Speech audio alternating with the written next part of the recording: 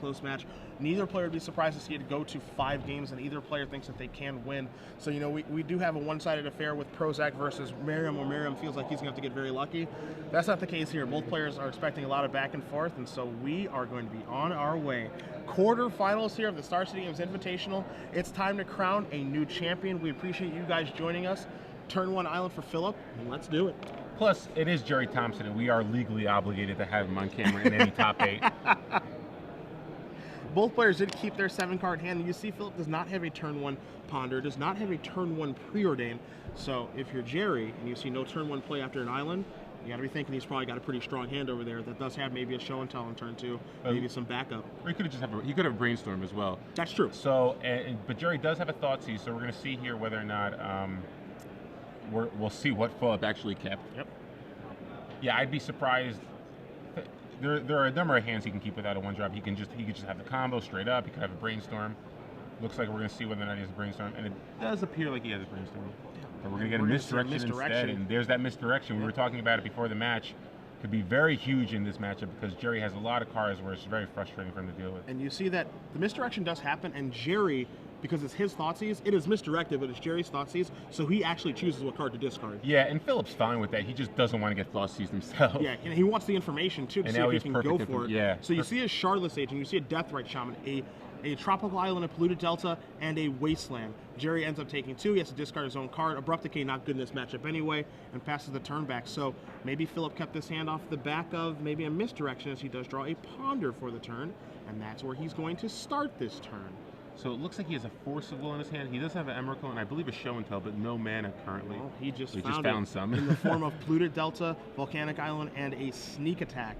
So he's going to keep with this Ponder. He draws that Polluted Delta. He's going to pass the turn back, of course, drawing the Delta to play around the Wasteland in Gerry's hand. So now he's currently Wasteland-proofed. As you see a hand of Brainstorm, Force of Will, Show and Tell, and Emrakul. So a very good hand for Phillip as Gerry draws a Tarmogoyf.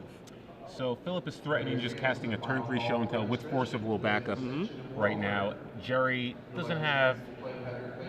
We have perfect information. If Gerry actually... It'd be interesting to see if Gerry actually just tried to Wasteland the Polluted Delta just to shuffle the deck a little bit. Yeah. But it doesn't look like that's going to happen. A little too next level, I think, of a play.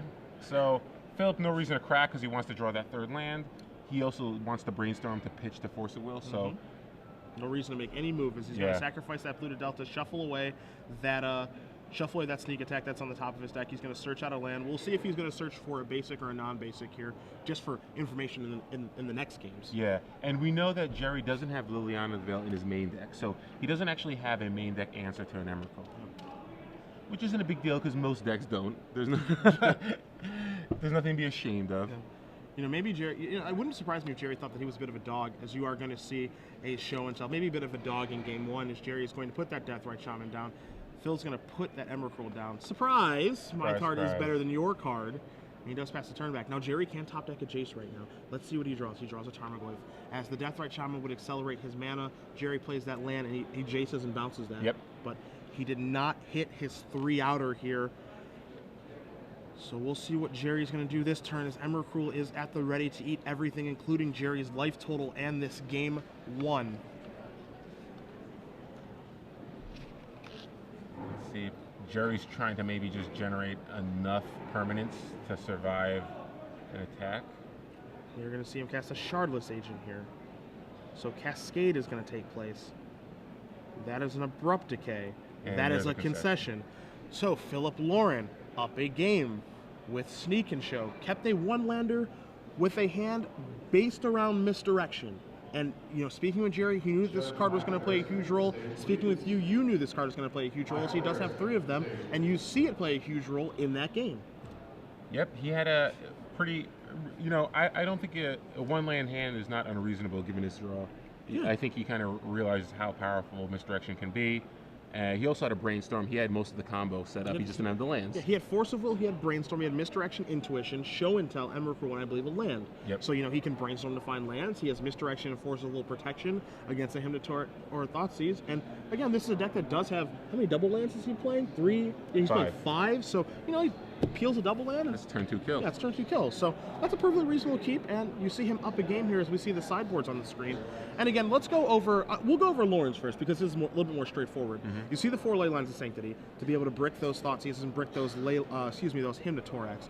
You see, you know, the Grafdigger's Cage is not for this matchup. Echoing Truth, not so much. Pyroblast, Through the Breach, Wipe Away. You know, you see some unique cards, some cards that may potentially come in, as you see Phillip Lorren boarding out a bunch of cards right now. Maybe he shuffled in the 15, he's pulling 15 out. But Ley Line of Sanctity is assuredly coming in. Well, the thing about Ley Line of Sanctity is a lot of players might just have that in their sideboard to deal with combo decks like Storm or Charbelcher. Maybe that's the reason they have it in their sideboard. Maybe not so much against bug decks, although again, with the amount of hand disruption Gerry's playing, I think it's reasonable that you kind of want Leyline. You don't want misdirection. Force of Will actually not that amazing in this matchup. You don't want to give up card advantage, and you basically have misdirection, which is sort of you're going to be pitching a lot of cards anyway. So maybe shave a little numbers on the Force of Wills here. Spell Pierce, not incredible in this matchup as well, but I think it's going to be interesting whether or not Phillip wants to bring in Leyline and maybe Through the Breach, because maybe he's afraid of casting a Show and Tell and getting a Soul Temptation from Gerry coming into play. That's going to win Gerry the game. Yeah. So it's even though there's only 2 copies of Soul Temptation, it's one of those cards where if Gerry does have it, Phillip could just lose the game right there sometimes. So I think Through the Breach might be coming in, just because it's not that bad against discard either, because Gerry's going to bring in Thoughtseizes, so if he Thoughtseizes a Sneak Attack, if he Thoughtseizes a Show and Tell, Through the Breach is just it's more redundancy in your deck in terms of getting your threats into play. Yeah. And then you're not so reliant on Show and Tell. You can have that Sneak Attack, you can have that Through the Breach and not get blown out by Solar Temptation. As you see 2 of those in Gerry's sideboard, you do see that additional Thoughtseize, those additional 2 Thoughtseizes, you see that additional Hymn to Thorax, a Maelstrom Pulse, 2 Liliana of the Veil, 2 Baleful Strix, 3 Nihil Spellbound. Speaking with Gerry a little bit earlier, he said that, you know, he's got 2 Strixes main and 2 in his sideboard, and he said he wants to board into all 4 because 1, it makes it so the Grizzlebrand can attack, or Emrakul. 2, it makes it so that he can have more permanents to make an Emrakul attack with the Annihilator 6 not be such a beating. Yeah. And he said he was pretty happy with that. You know, backward strategy it seems counterintuitive, but you kind of want to come up the board against an Emrakul, and then, you know, if you have 7 permanents, you got a Baleful Strix standing tall, ready to trade with an Emrakul, and you know it's a weird way to say it's a good trade, but if you don't lose the game, it's a good trade. No, it's definitely not the worst thing, because Phillip is not exactly all in, but he doesn't have card advantage, so he is going to be expending a lot of resources to just get that guy into play, and especially when Gerry is casting all this hand disruption. So I don't think it's an unreasonable strategy, especially considering that Gerry has cards like Abrupt Decay, which are terrible in this matchup. Gerry also has cards like Ancestral Visions and Hymn to Thorax, which we said we're not exactly sure whether or not he wants them against a deck with misdirection. So if he's thinking about boarding out 11 cards, completely reasonable for him to want to bring in Baleful Strix. Yeah, and so that's the big question here that's underlying this matchup is Gerry going to leave in Hymn to Thorax? Is he going to leave an Ancestral Vision to maybe cascade into or suspend on turn 1? Is he going to board in those additional Thoughtseizes? Because again, there is misdirection, which we did see Lorren win game 1 with. There is the threat of Ley Line of Sanctity breaking off a lot of those cards. It's very, very scary to have the potential to have that many cards be dead draws. Yeah, I actually like Leyline and Through the Breach coming in for Force of Will and Spell Pierce in this matchup. So it'll be interesting to see whether or not that actually happens. As we are getting some updates in here from our coverage team, we have, as obviously you guys know, Phillip Lorren's up a game. Ben Lundquist is up a game against Brian Braunduan. He felt that being on the play was a big deal for him. He was on the play game 1. He won game 1. He thinks he's going to win the games that he's on the play. As we do see a Ley Line of Sanctity here from Phillip Lorren, but the important result to be known right now, Ross Merriam up 2-1 over Adam Prozac. Combo Elves trying to steal. Wow. As Prozac he has his back against the wall, has to win both the 4th and 5th game to move on, as you see Gerry play a Misty Rainforest, sacrifice an Underground Sea, and go with a Deathrite Shaman. So pretty good start for Phillip. He got the Ley Line to play. He also looks like he has the Sneak Attack, not the Show and Tell, which is obviously something he wants to have after board for fear of Solar Temptation. It looks like he has enough mana to actually cast it on turn 2. He has an Island, an Ancient Tomb, and 2 Lotus Petals. Yeah, so he's going to start off with a Ponder here. Let's see what these 3 cards are going to be. See if we can get a good look. And one of them is an Ancient Tomb. You see a Sneak Attack.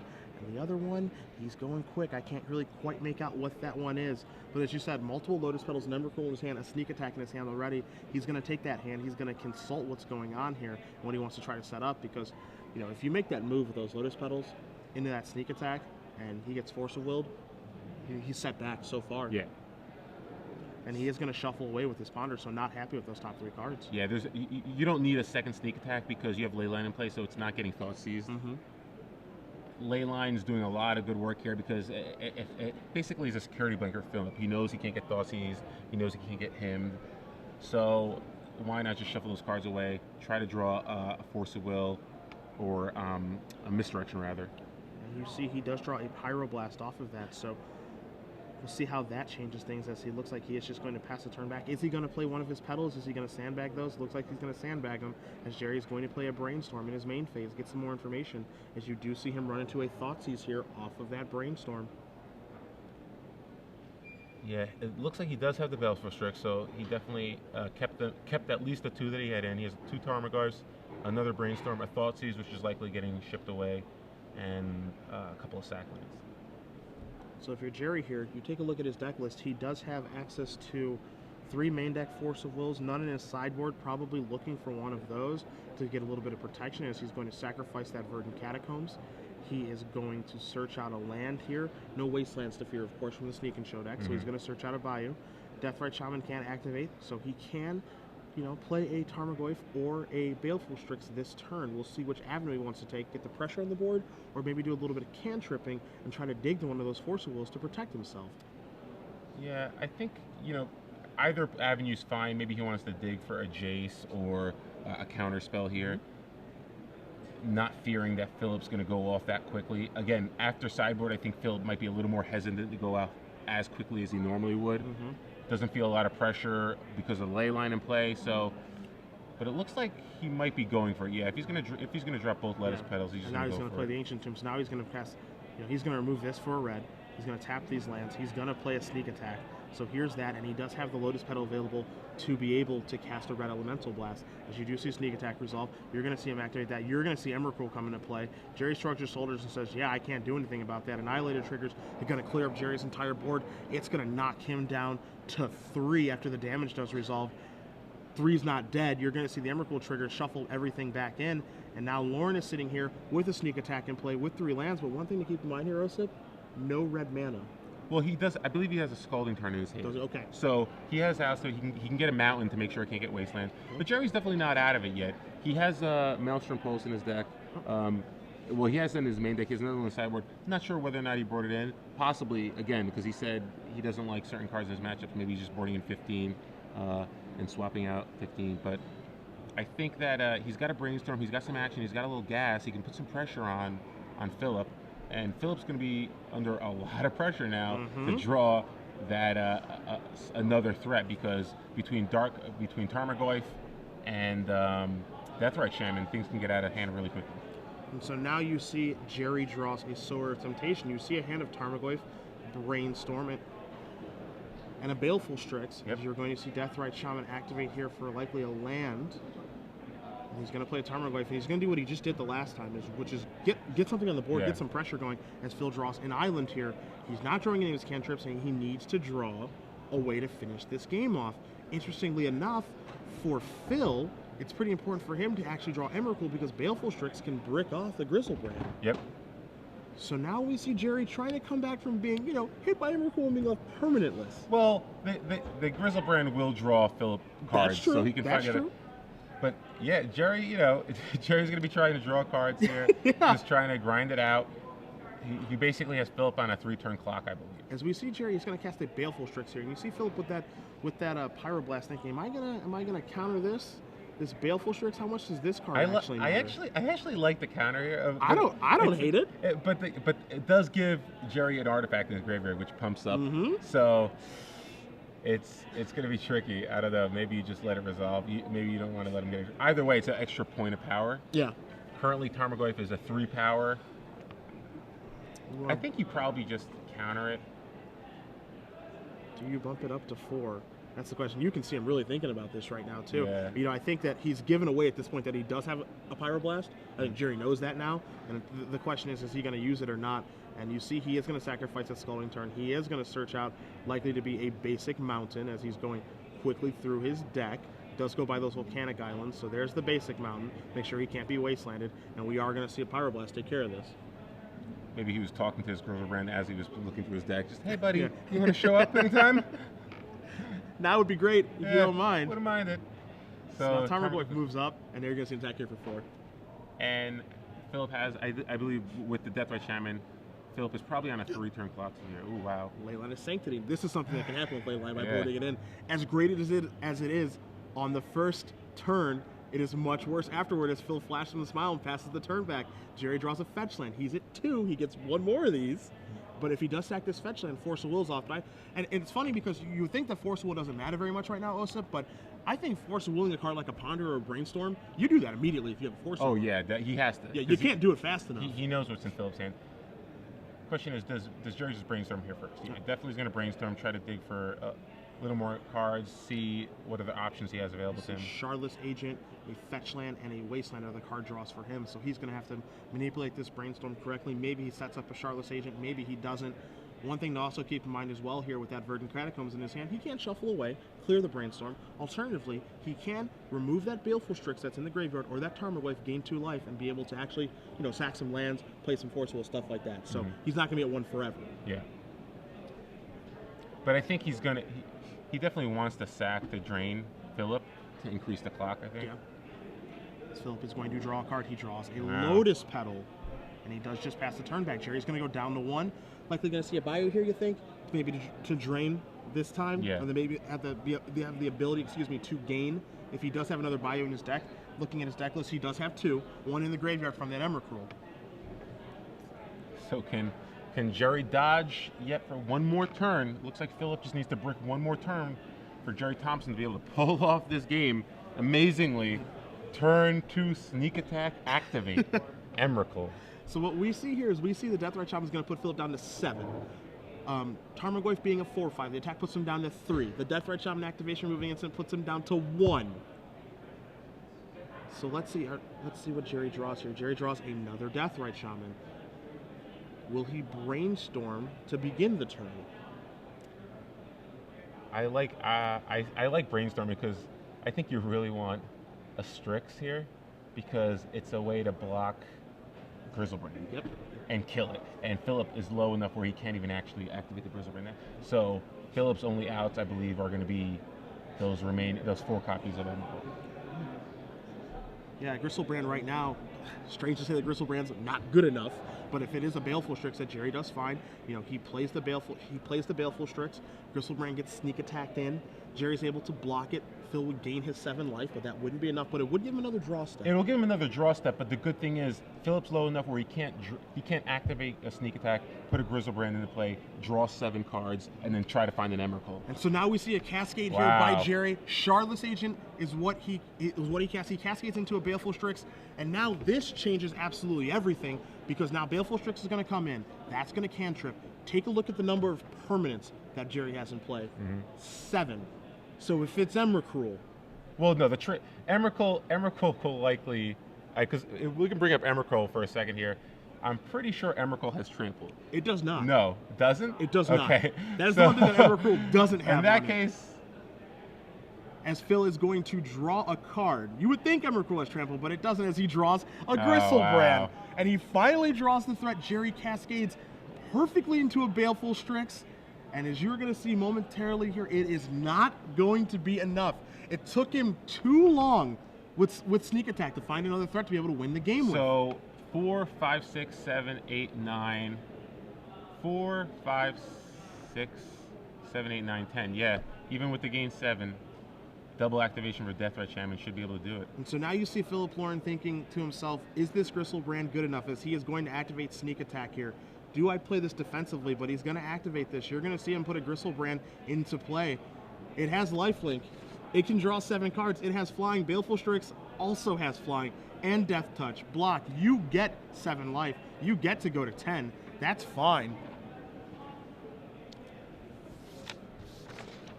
So, I'm sorry. Leyline of Sanctity prevents the Deathrite Shaman from activating, targeting him. So he still has 1 extra turn. Bring Deathrite Shaman up on the screen. His target player loses life, right?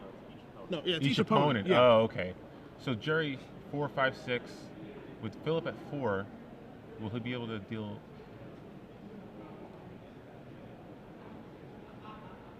So Phillip is at 4 life. It looks like we're gonna get 1 activation. And then a second activation, so yeah, concession, yeah. Okay. Yeah, this card does not target. Yeah.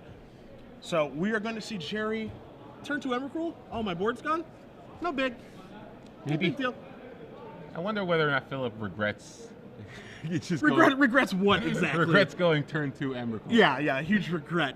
Leaving my opponent permanentless, myself with a bunch of outs and a red source. Yeah, I've got a feeling that he doesn't for some reason. So, unfortunate there. I think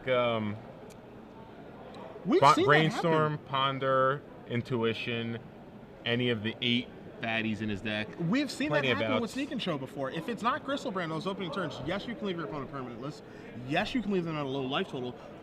And yes, you can brick on multiple draw steps. He does board in cards, like a Leyline of Sanctity. He does have dead draws like those Lance and Lotus Petals where he can just miss for multiple turns. And Gerry had a hand that could let him reestablish a board. And we saw him do that. A very unexpected result. I can certainly agree with you. And we have another unexpected result.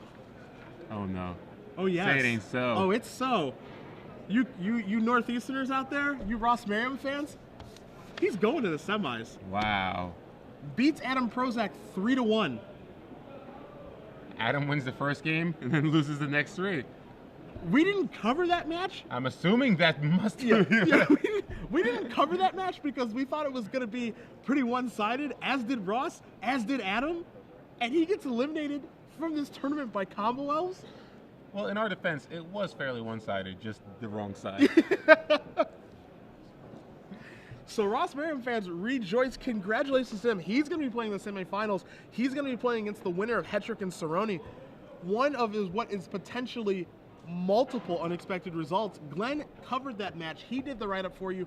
It will be edited and put up for you guys just as soon as it is done, and I am dying to read that or asking either player when I'm out of the booth on my break, what the hell happened here? How did this happen? It could just be, turn 2 Gaddock Teague, and Adam just didn't have an answer for it, and it gave Ross enough time to just set up the rest of his combo. I mean, we saw Prozac play against Caleb Durward in the combos matchup, and Caleb, you could that was the most one-sided match of the matches we've covered. Yeah, it was a blowout. Same matchup, Ant versus Elves, and it was a completely one-sided affair. Yeah. So no reason to expect it to be any different. But again, in the top 8, anything can happen. You have the sideboard strategy.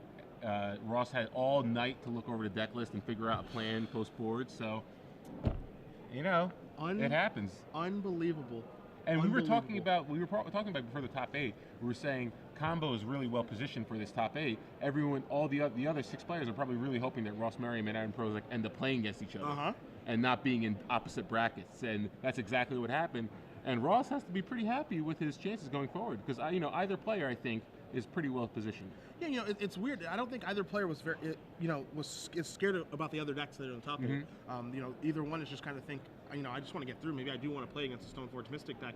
I think Combo Elves is pretty good against that deck, as is Storm. So Merriam, again, is going to be playing against the winner of Hetrick Cerrone. Both players are playing Stoneblade decks, and, a shocking result in my opinion. I'm blown away that Merriam wins the match. Wins the match, yes. Winning the match when he's on the draw and almost certainly down a game, I'm absolutely shocked. Yeah, especially after, I covered that matchup yesterday with Prozac versus Cal Durward, and it was just such a blowout. Yeah. Adam completely demolished him. I believe he won on turn 2 both times. There was really nothing Caleb could do. No. You expect the same result, but again, I don't remember exactly what's in Caleb's deck list, but maybe it all just came down to a timely mind break trap. Sometimes that's enough. Yeah. He does have 4 copies of Cabal Therapy, so if you draw the right sideboard cards, it doesn't really matter. If you draw Cabal Therapy, mind break trap, Gaddock Teague, a way to search for Gaddock Teague, Yeah, it's crazy to even think that he was able to win that match. But again, congratulations to Merriam. As we're talking about sideboard cards here, you see Lorren start with a Leyline of Sanctity. He's going to be able to defend himself yet again, and now he's going to sacrifice a Scalding Tarn, and he's going to get this game underway as he's going to check his hand. You see a Ponder. You see another copy Leyline of Sanctity. a City of Traders, among other cards in there. There's also, a Flying Spaghetti Monster in his hand as well. Not good enough last game. Not quite good enough. We'll see if it's going to be good enough this game, as he's going to start this game off with a basic and a ponder, get himself set up a little bit.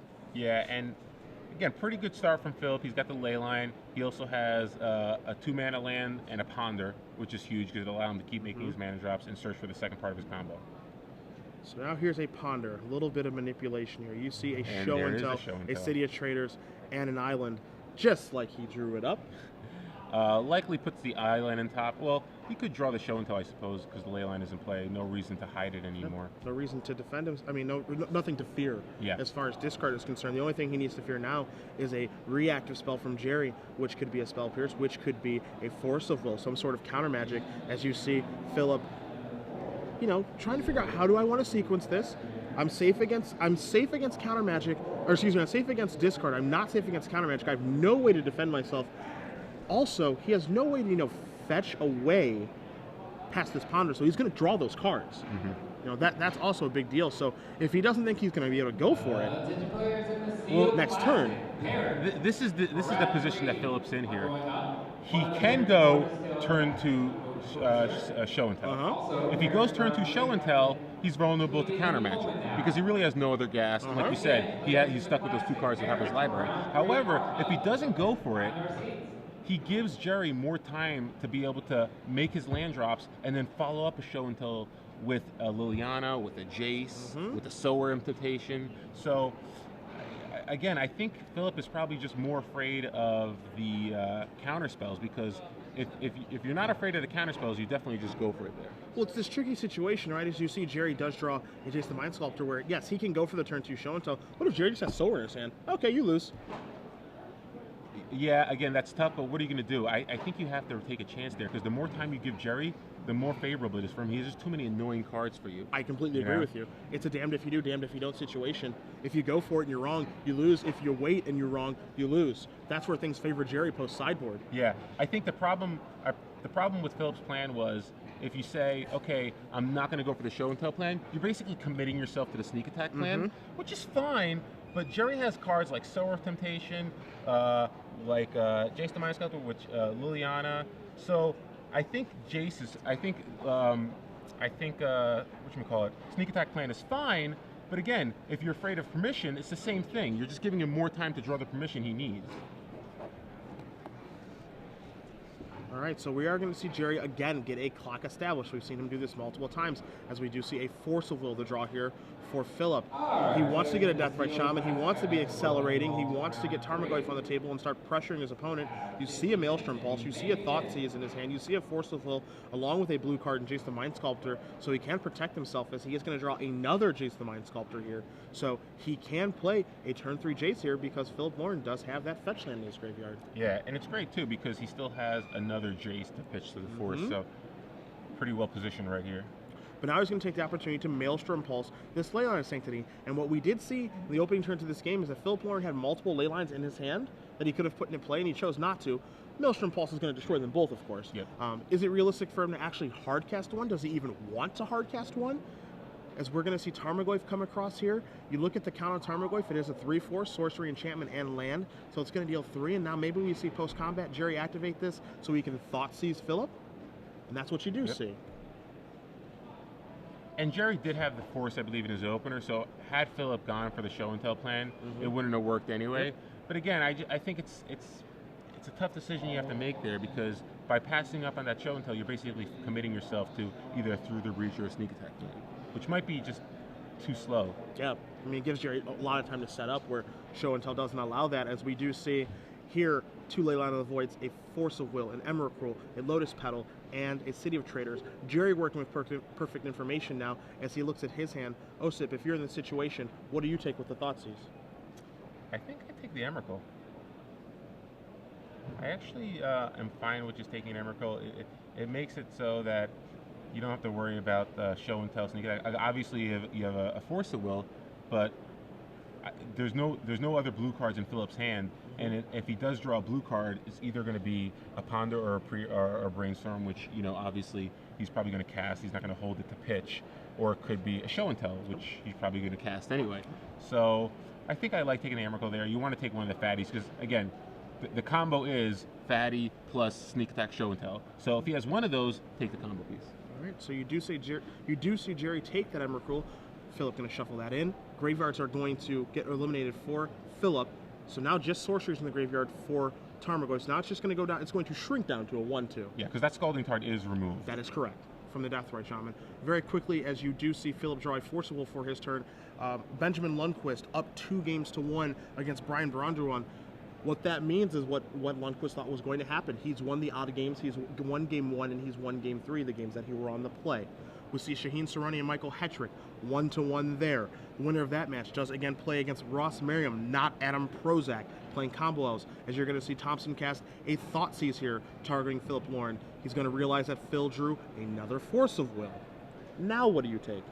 Now I take the Force of Will. Okay. Because, you know, again, you don't really care about the ley lines. You might take the ley line just to pump your Tarmogoyf, but you don't care about it anymore. Any merit to a Lotus Petal? No red mana for him. No, I still like taking the Force of Will here just because eventually Gerry's going to want to play a Jace, and Gerry doesn't have a huge clock in play, so if Phillip just goes runner, show and tell Emrakul, okay, and he has 2 forces to force back with Gerry, then suddenly it's not really a good position. So I think Gerry probably wants to just take the Force of Will. All right. Well, Gerry agrees with you yet again. Graveyard gets a little bit bigger. Here comes Tarmogoyf. We see an instant and a sorcerer, so that thing's going to be a 2/3. Let's see what Gerry's follow-up is going to be, if he has one at all. He's just going to pass the turn back. Phil Lorren draws a Volcanic Island for the turn. Will he play that in maybe the face of Wasteland? Any fear of that? You see a City of Traders that he's been holding on to. I like playing the Volcanic Island here just because it allows you to play City Traders next turn and be able to actually hard cast Force of Will if you want to. Now he's going to play City of Traders. He's going to play Lotus Petal and pass the turn back. So he can't cast Force of Will right now this way. So maybe reverse order, but it turns it on this turn. Either way, it turns on his Force of Will, yeah. So now we're going to see Deathrite Shaman remove that Maelstrom Pulse. Gerry's going to untap and draw. He draws another Tarmogoyf to go along with those 2 Jace the Mind Sculptors and the Force of Will in his hand. Tarmogoyf's going to add to the clock here. Deathrite Shaman also going to be ticking away at Phillip's life total. And you see now Phillip is thinking to himself, do I hardcast this Force of Will? Yeah. And I think Phillip's really just hoping for a Brainstorm or a Ponder here. Ideally a Brainstorm. Spell Pierce, wow. So, the card you thought he might sideboard out. Yeah.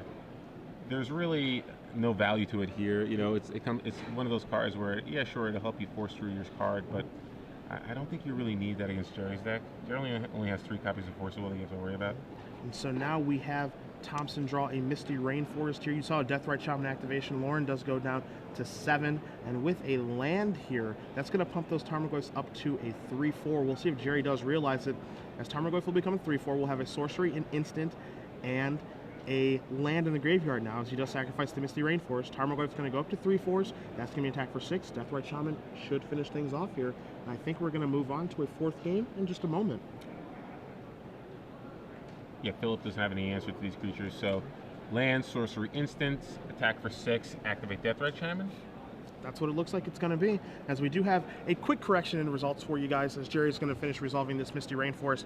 Apparently, Hetrick and Sarani had gone through a crazy game 1, so we thought they were actually in game 2, but no, game 1 just took about 45-50 minutes, so it's actually Michael Hetrick who is up 1-0. It is not tied 1-1, so Ricky Sider, take a deep breath. You're okay. Your buddy is just up 1 game. And we kind of expected that. We thought Hetrick had the advantage in this matchup, particularly in game 1. I think the extra Jace the Mind Sculptor and having more threats of Mishra's Factories, it's kind of huge there. But now, this is a little bit surprising. You see Gerry cast a Jace the Mind Sculptor this turn. Now, I'd like to assume... Okay, well, okay, I got it. So you're going to see an attack here, as those are 3/4 because of the land. So maybe Gerry didn't realize. Yeah, I don't think that Gerry actually realized that those Tarmogoyfs were 3/4. You saw him play Jace the Mind Sculptor. You saw him Fate Seal Phillip, and he was thinking that the attack wasn't going to be lethal. I think he didn't realize that his Tarmogoyfs got a little bigger, and you saw Phillip move the Tarmogoyf die and say, "No, man, those are 3/4. I'm dead." Now, ironically enough, by Gerry looking at the top card, maybe he gets a little bit more information on how he sideboards. So that's kind of funny, as we do see Thompson move up here 2-1 over Lorren. So, yeah, things, you know, it was going to be a pretty kind of a 50-50 matchup. Phillip got a little unlucky in game 2 to lose that game. Yep. But definitely not out of it. He'll be on the play this game. Question whether or not he should have gone for it that turn. Again, Gerry had the force of will, so it wouldn't have ended up mattering. But it's so very tough, Osip, to just go for it with Chantal in turn 2. You open yourself up to counter magic. You open yourself up to getting blown up by Silver Temptation. But are you able to beat Silver Temptation if they have it in their hand anyway? It's really strange, the dynamics in this matchup. You open yourself up to 3 copies of Force of Will and 2 copies of Silver Temptation. However, if you don't go for it there, what is your other plan? To just blindly draw a card? You just shuffle your deck and just blindly draw and hope to draw, what, a sneak attack? You don't even have another red source right there. So you don't even have a red source of mana. So I'm not sure what his plan was. That was my only issue. I can understand if his plan was, I don't think Show and Tell is going to resolve, and then I don't want to just blank on the next 2 turns. But it's very difficult to sort of just give up the turn 2 play when there's only 5 cards that you're really afraid of out of Gerry's deck. So I don't know. I think it's risky, and even Force of Will isn't a guarantee because sometimes Gerry doesn't have enough blue cards in his deck to pitch, in his hand to pitch. His hand could be land, Force of Will, Tarmogoyf, another Deathrite Shaman, maybe a Liliana. I don't know. I think that I might have just gone for it there, but it'll be interesting. So we do see both players kind of going back to the drawing board here. Osip, would you change anything with the sideboarding for either player? Yeah, it looks like there's really not much else I think it's worth changing here. I don't like, I like Leyline of Sanctity. I really just, I don't love Force of Will. It looks like Phillip kept his Force of Wills. I don't love Pyroblast either because it doesn't look like this in this matchup it really matters that much. Obviously, Phillip is very concerned with the counter magic. He's probably more concerned with the counter magic than I would be necessarily. Don't forget that Pyroblast can kill Solar Temptation. That's true, it's but kind of minuscule. Yeah, but hey, you never know. No, that's valid.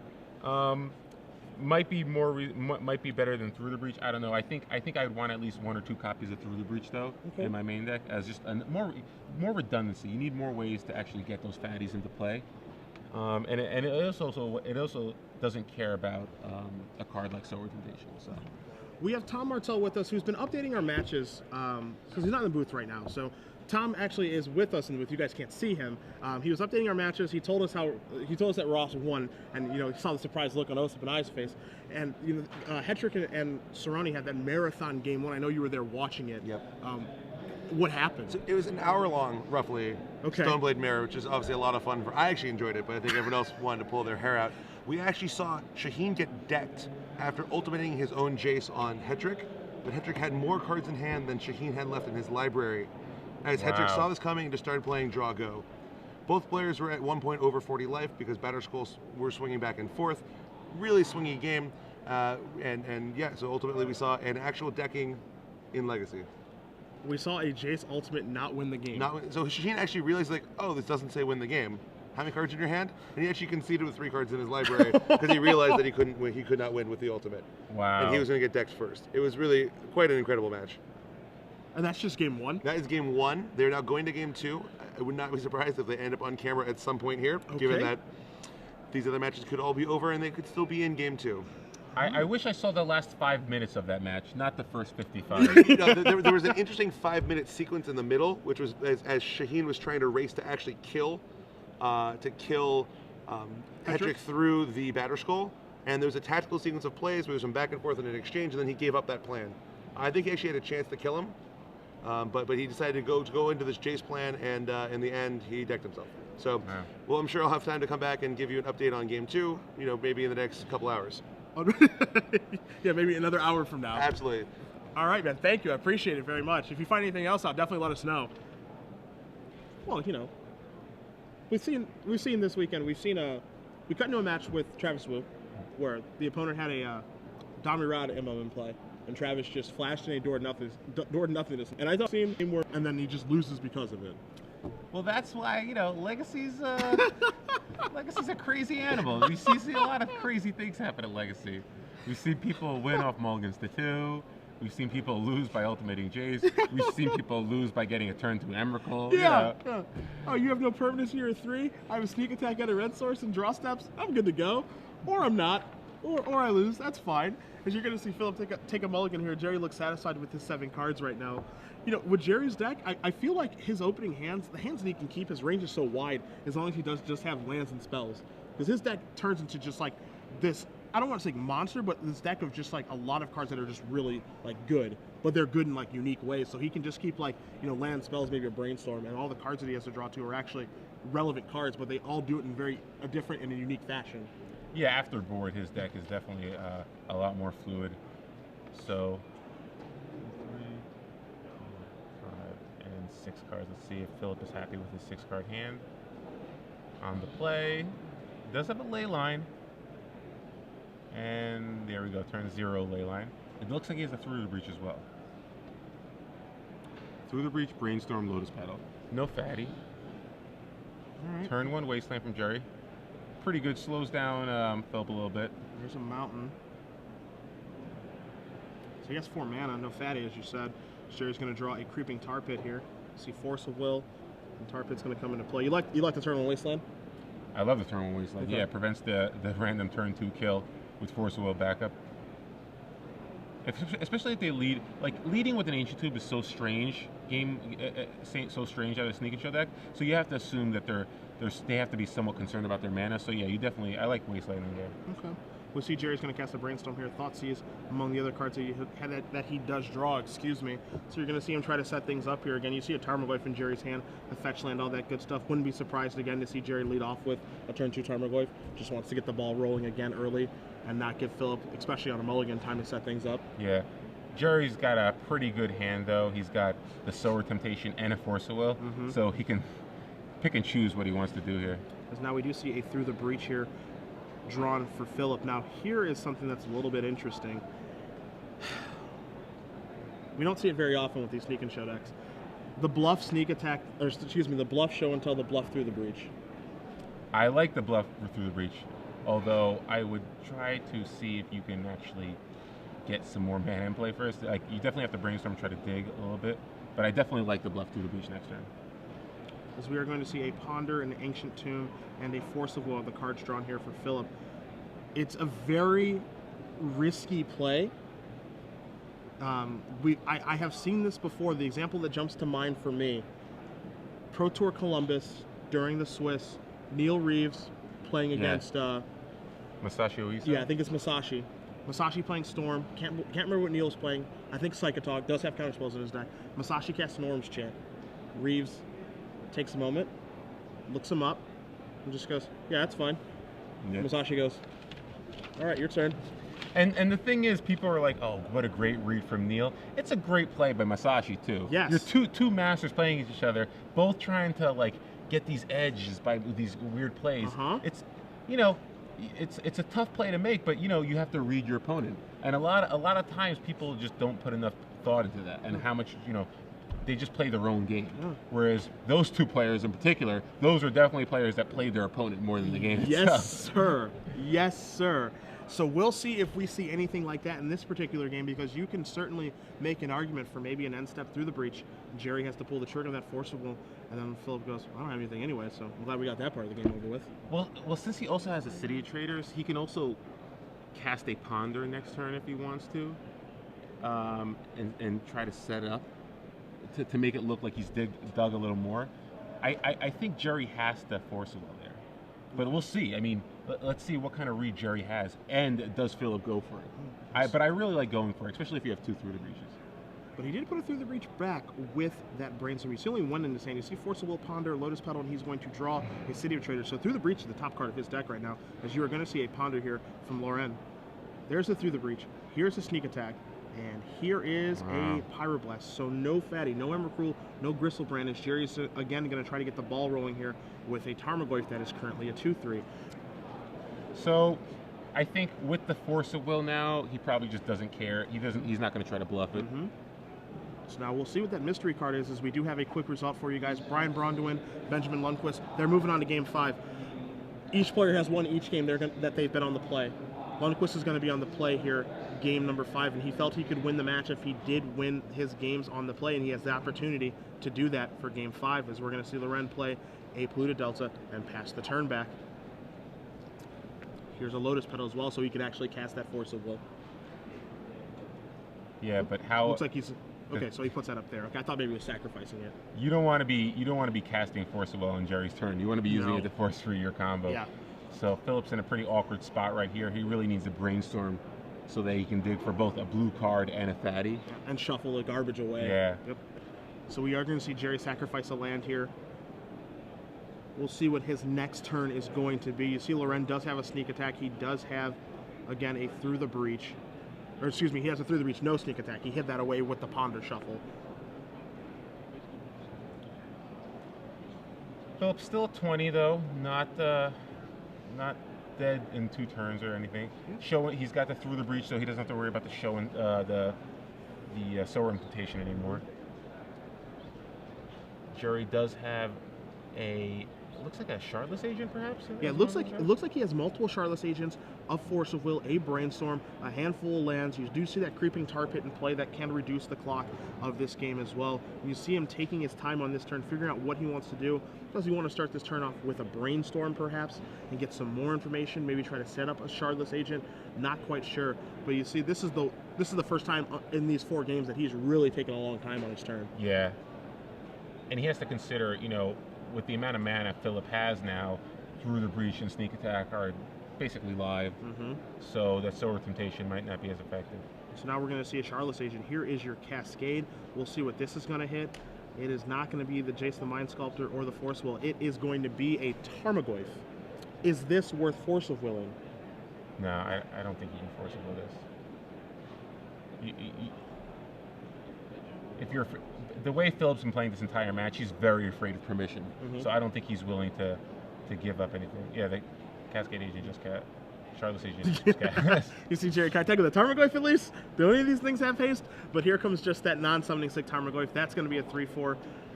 And now he does pass the turn back. So Phillip takes a draw step. He draws a Brainstorm. That's the card you said he needed to draw. He needs to draw a fatty blue card. So here is a Brainstorm. Let's see what he finds. An Island, a Lotus Petal, and an Ancient Tomb. That is not a fatty or a blue card. He really needed at least one because he's got the polluted, he's got the polluted out to cycle away some of the chafe. But wow, so he's going to be under a lot of pressure now. We know Gerry has at least a Force of Will, so I'm not so sure how Phillip's going to be able to pull this one out because Gerry's going to be attacking for at least 8 next turn, dropping Phillip to 9. And then Gerry also has the Creeping Tar Pit, which he can finish him off with the following turn. Doesn't need to attack with a Creeping Tar Pit this turn. Yeah, but next turn. But next turn it will be lethal if he wants to attack with all 3. He probably knows Phillip probably doesn't have a lot of removal. He does have those Pyroblasts, which is a way to deal with those cards, but I think Gerry might just go for it then. So now we see Lorren sacrifice that polluted Delta. Going to get another basic. Make himself, again, Wasteland proof the best he can. Ancient Tombs certainly can bite the dust, but if you're Gerry, you might want him to tap that Ancient Tomb. You might want him to deal himself 2, maybe 4 points of damage. See how that changes the clock, as he is going to play City of Traders and pass the turn back. And this is, again, you see the situation where Force of Will is just not very good sometimes. Yeah. Especially against this deck. It's hard to force through your spells when they're attacking you from so many different angles. So now we do see Gerry draw a card for the turn. We're going to see some attackers. Maybe he can make those Tarmogoyfs a little bit bigger, find a way to get an enchantment or an artifact into the graveyard here. As you again see him taking his time figuring out what he does want to do this turn. So, yeah, Sower Temptation, 2 Sowers of Temptation, and a Force of Will. I believe a Brainstorm as well.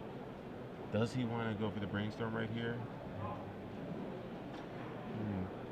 What can he Brainstorm into that would be amazing?